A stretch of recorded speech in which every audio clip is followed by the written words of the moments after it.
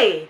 Welcome to Phoenix #Rising from the Ashes. My name is Joey, and seriously, thank you for clicking on my video. I assume you're in quarantine like all the rest of us right now, so, you've decided to spend a little bit of your time listening to me talk about my head.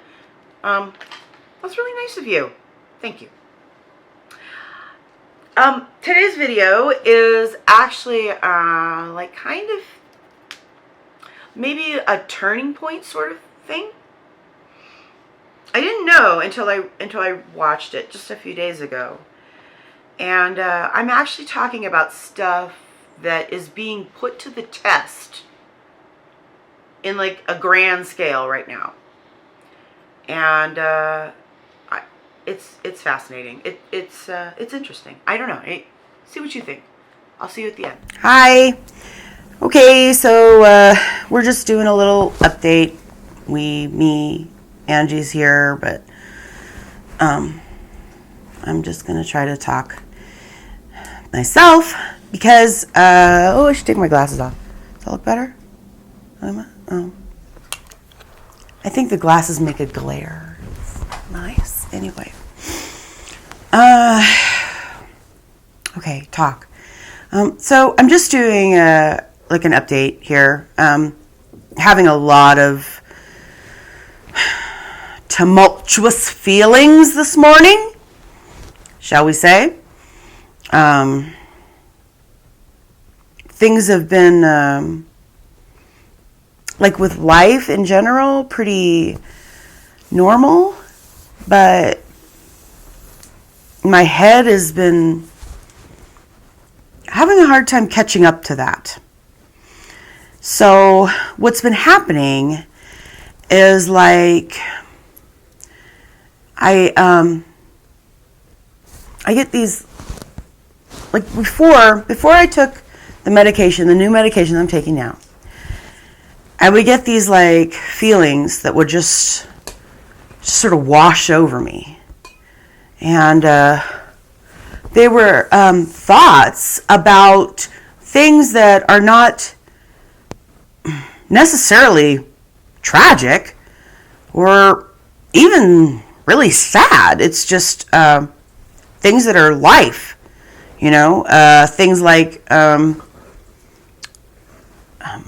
look at my daughter, look how old she's getting, big she's getting, whatever. Oh my God, Or I look at my dogs and I think, oh, look at my lovely dogs. They're so pretty and they're so loyal and beautiful. And then like the thought will take over. I'm sorry to do this, but like they're going to die soon. And that's how my mind kind of works. It's very morbid. So I get these feelings, and I'll be looking or doing something that is, perfectly ordinary, and like I'll look at my daughter or my dog or the news. I mean, like anything that. Well, actually, the news is always bad, but I'm getting off the point. Anything, okay. And my mind will turn it into something to be sad about, okay? And so what's been happening lately is instead of these feelings that crop up, making me immediately cry, which is what happened before, for the most part. Instead of it affecting me that way, it's affecting me in a different way. It's like the feeling still wants to be there, but something is sort of inhibiting it from, blooming into full sadness. I don't know if I've talked about this before, but it kind of leaves you numb, okay? But because I've been living with this ordinary things making me completely upset for so long, because I've been living like that for so long, when these sort of like phantom feelings come up, my mind really wants to get lost in them and just fall into them, because that's how my mind is used to being. Okay? And so I just want to fall into these feelings and just go with them, And it's not good. Because first I become sort of numb, then I become sort of, just like sort of not really there. And then I become sad. And then I become tearful. And then I turn into full-blown panic mode. And that's how it works. And that's what it's been doing kind of over and over again lately. Now you say, okay, well, does this mean the medication's not working? No, the medication is working. This is not medication failure. What this is, I believe, is my like programming in my brain is like to go with the negative. Yes, you're feeling bad. Okay, let's go with that. Roll it, and it just goes on and on. Okay, so that's like my programming. And so the new medication is trying to rewrite that programming. It's trying to, change it and make it in line with what I really feel right now. It's hard to explain. It's like the difference between, I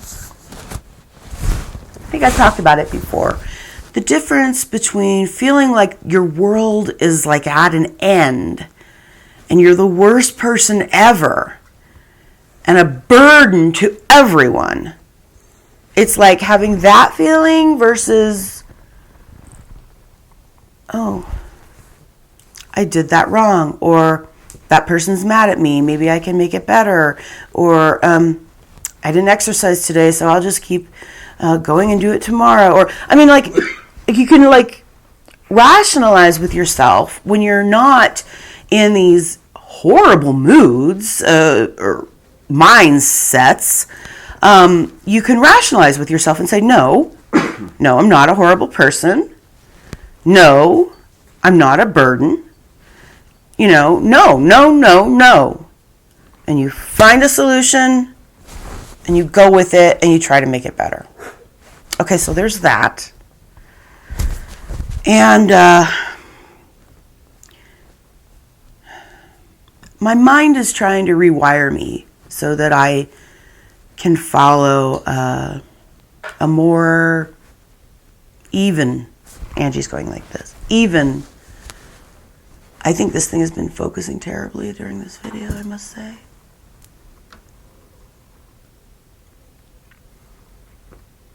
I don't know. If we're focusing bad, we're sorry. We're trying a new place to sit, and so, I don't know. Okay, we're good? If we're focusing bad, we're sorry. It's out of focus on our camera. It's goofy. Anyway. Very goofy. So, okay, where was I? So, the brain is trying to rewire. The brain is trying to work with this medication. I believe it's the right medication, but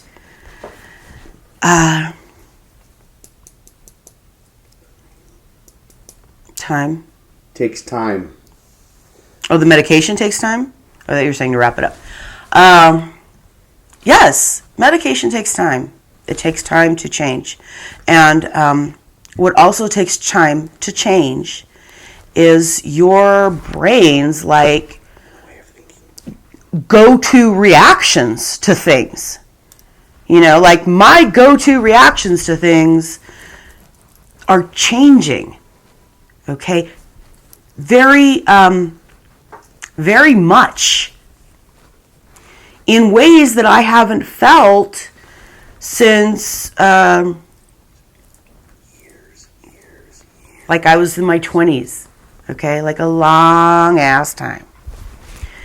So that's why I'm pretty sure it's a good match. But it's hard to break, habits, I guess. Even in your brain, it's hard to break habits. Even if you're like completely rationally minded saying, I need to not do this anymore and do this instead, somehow between thinking that in your head and the actions in your body, it just goes by the wayside, and it's just like, no, you're not going to do that. You're going to act the way you always act because that's the most comfortable way to act. So, that's what my brain does. And, sorry, it's been difficult to figure that out. And it's been in the last few days that I've really figured it out and really been putting it all together. So hopefully I can fight against those old habits and things will be better. It would be better also if I ate like I should. And by that, I don't even mean eat vegetables and shit. I mean if I could just eat normal times, right? I mean I don't, I go all day and eat maybe 2 times.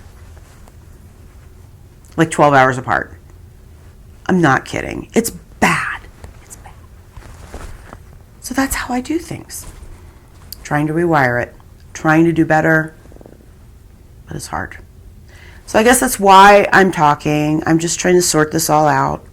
I've asked Angie not to interject her thoughts because, when we have conversations, things tend to get derailed, and I really wanted to try and sort of work this out for myself. So, do you understand what I'm saying?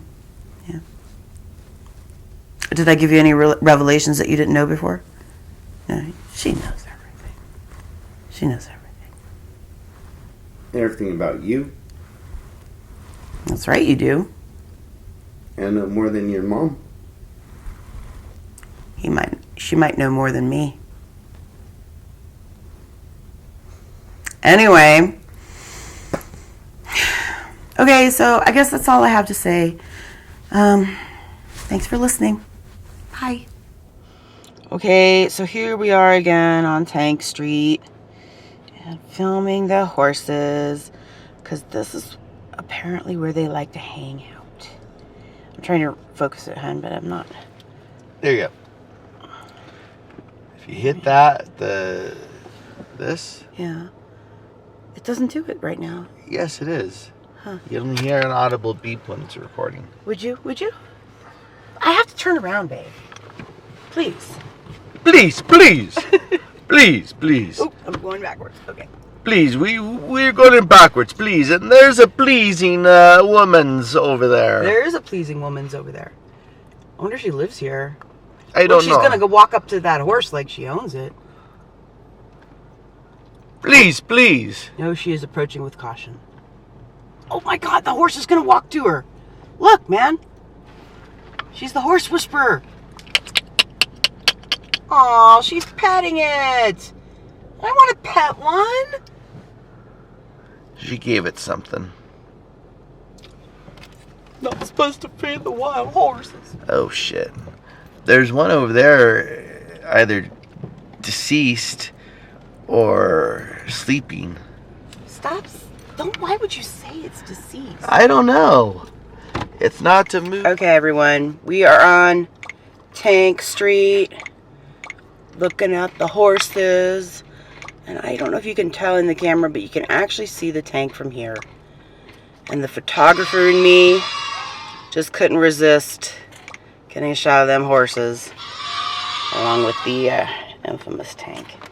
Oh, hi, Jack. This is like the best place to see them.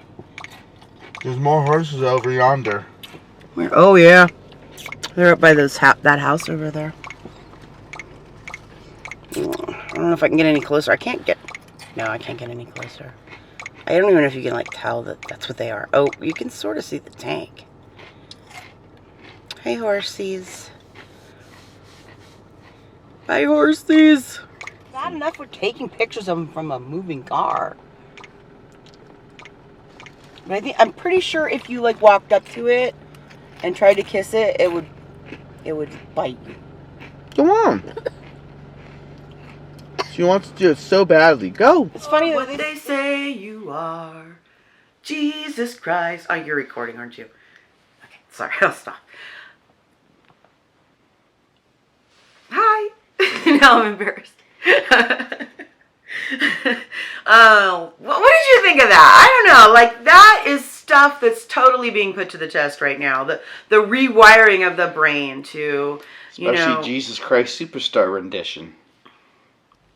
I don't have to rewire my brain. I never forget the lyrics of Jesus Christ Superstar. No, I mean, you just did it on camera. You should leave that in. Because I memorized it. I know, you should leave it in. I don't know, maybe I'll leave it. What was I saying? Rewiring of your brain. I'm sorry, I interrupted you. So, like, my brain is starting to change how I like interpret things, maybe. I don't know. There's a lot more videos like this coming up. I gotta tell you.